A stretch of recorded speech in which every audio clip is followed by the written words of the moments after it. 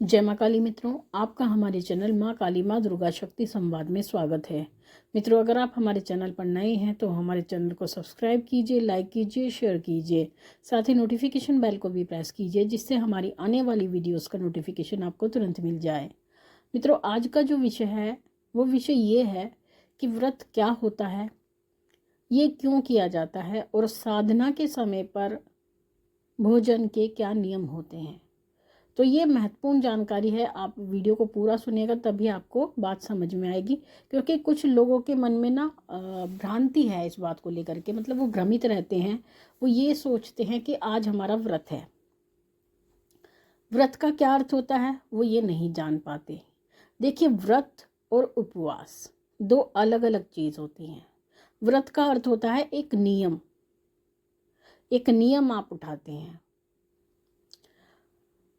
और उपवास का मतलब होता है कि आप उस दिन भोजन नहीं ग्रहण करते, ये अर्थ होता है। लेकिन आप क्या कहते हो, आप उपवास को ही व्रत बोल लेते हो। व्रत होता है एक नियम का पालन करना। जैसे कि आप नवरात्र रखते हैं तो नवरात्र के समय आप कुछ नियम लेते हैं कि जैसे मैं बिस्तर पर नहीं सोऊंगा, भूमि शयन करूंगा, या मैं, कुछ लोग कहते हैं हम चप्पल नहीं पहनेंगे नवरात्र में, कुछ लोग कहते हैं हम बाल नहीं कटाएंगे, कुछ लोग कहते हैं हम अपने बालों में कंघी नहीं करेंगे, कुछ लोग कहते हैं हम शीशा नहीं देखेंगे। तो बहुत सारे व्रत वो लेते हैं, यानी कुछ नियमों का वो पालन करते हैं, कुछ नियम वो लेते हैं। लेकिन उसके साथ साथ वो उपवास भी रखते हैं, यानी भोजन ग्रहण नहीं करते, या भोजन ग्रहण करते हैं तो अल्पाहार लेते हैं। अल्पाहार का अर्थ होता है कि आप कम भोजन लेते हैं जब आप कोई साधना उठाते हैं या कोई अनुष्ठान उठाते हैं या फिर नवरात्र करते हैं, तो उस समय पर आप अल्पाहार करते हैं, या फिर आप कह सकते हो उपवास करते हैं। तो उपवास में आप एक समय भोजन करते हैं, या कुछ लोग केवल मीठे पर रहते हैं, कुछ लोग केवल लिक्विड पर रहते हैं, कुछ लोग लौंग पताशे पर रहते हैं। तो इस प्रकार से वो उपवास करते हैं। तो इसीलिए व्रत और उपवास में ये अंतर होता है। लेकिन आप कहीं ना कहीं भ्रमित रहते हैं व्रत व्रत करके। लेकिन व्रत का जो अर्थ होता है वो नियम से होता है।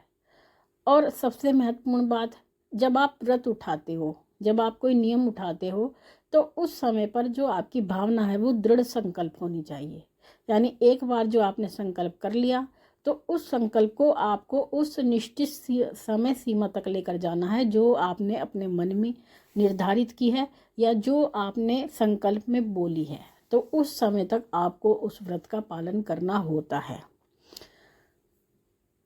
एक और महत्वपूर्ण बात, जब आप व्रत उठाते हैं, यानी जब कोई भी नियम उठाते हैं, तो हमेशा ये याद रखें वही नियम उठाए जिसको आप कर सकें। कभी भी ऐसा नियम ना लें, ऐसा कोई भी व्रत ना उठाएं जिसको आप पूरा ना कर सकें। यानी अपनी शारीरिक क्षमता के अनुसार, अपनी शारीरिक योग्यता के अनुसार ही आपको नियम उठाने चाहिए। क्योंकि अगर आप नियम उठाते हो तो उसमें क्या होता है, कुछ लोग ऐसे भारी भारी नियम उठा लेते हैं, ऐसे भारी भारी संकल्प कर लेते हैं को उसको करने के लिए उनको बहुत पीड़ा होती है, बहुत शारीरिक परेशानियां होती है, स्वास्थ्य संबंधी भी समस्याएं उनके जीवन में आती है। तो इसलिए आपको इस बात का ध्यान रखना चाहिए कि हमेशा जो भी व्रत उठाएं, जो भी नियम उठाएं, आप अपनी शारीरिक संरचना को ध्यान में रखते हुए उठाएं। अब ये बात आती है कि साधना में आहार की क्या भूमिका होती है। देखिए, जब भी हम कोई साधना करते हैं, कोई अनुष्ठान करते हैं, तो उस समय पर हमारा जो भोजन होता है वो बहुत महत्वपूर्ण भूमिका निभाता है। उसका कारण ये होता है क्योंकि भोजन करने से मनुष्य के अंदर आलस्य बढ़ता है। अन्न का सेवन करने से मनुष्य के अंदर आलस्य बढ़ता है, उसको नींद आती है। तो इसीलिए जब भी आप साधना उठाते हैं तो साधना के समय या अनुष्ठान के समय आपको बोला जाता है कि आप एक समय भोजन करें। यानी पूरे दिन में केवल एक समय आप भोजन करें, या तो आप दिन के समय करें या आप रात के समय करें। लेकिन साधना के समय पे जो सबसे अच्छा समय होता है वो भोजन का, वो दोपहर का होता है। उसका कारण ये होता है कि आप जो दोपहर को भोजन करते हैं उस समय पर आपके पास पूरा दिन होता है, तो आप उस भोजन को हजम भी कर लेते हैं, यानी वो आराम से पच जाता है। और शाम के समय आपको केवल फलों का और दूध का सेवन करना चाहिए, जिससे कि आपके अंदर आलस्य की वृद्धि ना हो। अगर आप रात को भोजन करते हैं, अन्न ग्रहण करते हैं, तो उस समय पर आपको आलस्य आता है और रात के समय आप अपनी साधना नहीं कर पाते हैं। तो इसलिए आपको दिन में साधना के बाद भोजन करना चाहिए और शाम के समय फलाहार करना चाहिए। इससे आपके शरीर में आलस्य नहीं बढ़ता है और आप आराम से अपनी साधना कर सकते हैं, मंत्र जाप कर सकते हैं।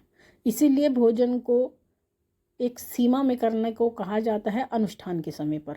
लेकिन कुछ लोग इस बात को नहीं मानते हैं। वो ये कहते हैं हम केवल साधना उठा रहे हैं, लेकिन भोजन हम दोनों समय करेंगे।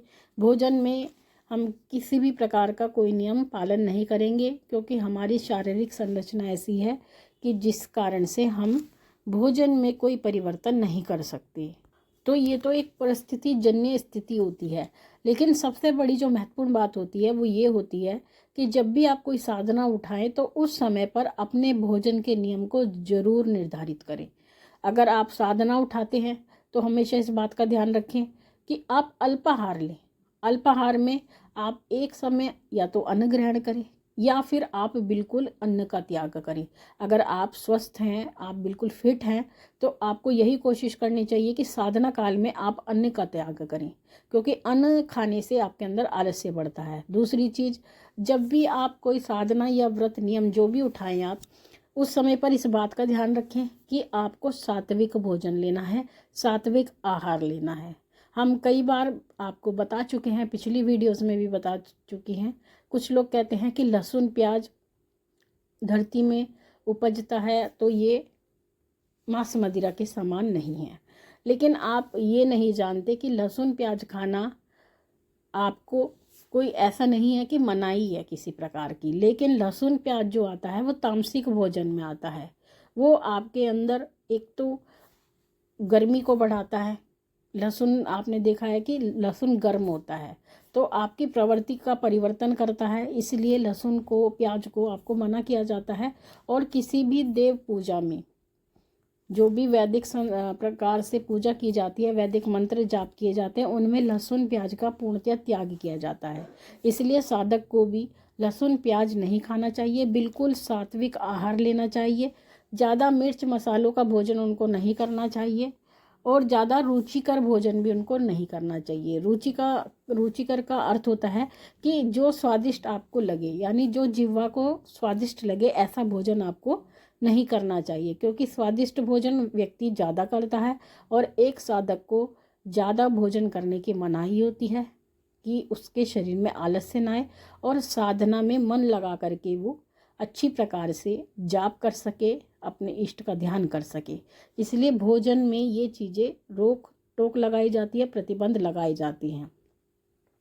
तो मित्रों, ये थी जानकारी आप सभी के लिए। माँ भगवती से यही प्रार्थना करते हैं कि वो आपके भंडारे भरती रहे, आपकी सभी मनोकामनाओं को पूर्ण करती रहे, आप पे अपना पूर्ण आशीर्वाद बना के रखे। आपसे फिर मिलेंगे अपनी अगली वीडियो में।